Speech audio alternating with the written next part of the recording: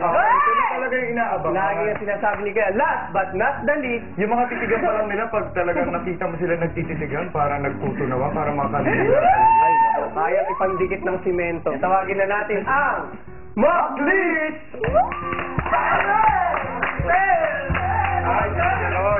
Pulis, yung pag naka-polo shirt. Parang ito talaga sa limang love team, parang ito yung medyo may pagkakatotoo talaga eh. Ay, tanongin natin.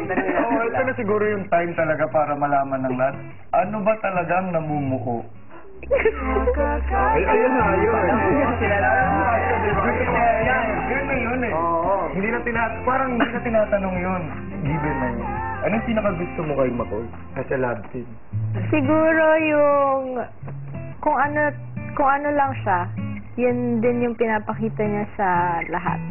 Anong klase ba siyang katrabaho? Magaan sa katrabaho at saka simple lang siyang tao. Si Makoy naman ang tanongin natin. Ano naman yung pinaka-special kay Elise na gustong-gusto mo? Special sa kanya, lahat. Uy, Ayun ang sagot na. Lahat. nag-away na ba ang Maklis? May pinag-awayan na ba? May pinag-awayan na ba ang Maklis? Ay, never.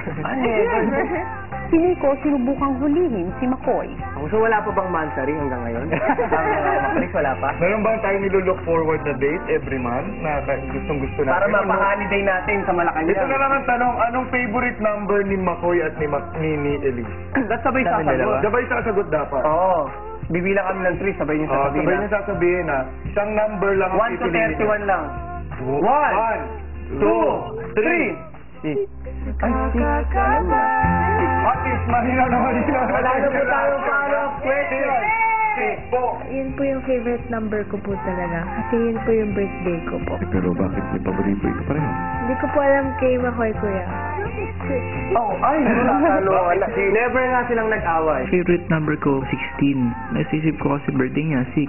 Pagkabanggit namin, parehas po kami na nasabi. Maraming salamat, Maklis.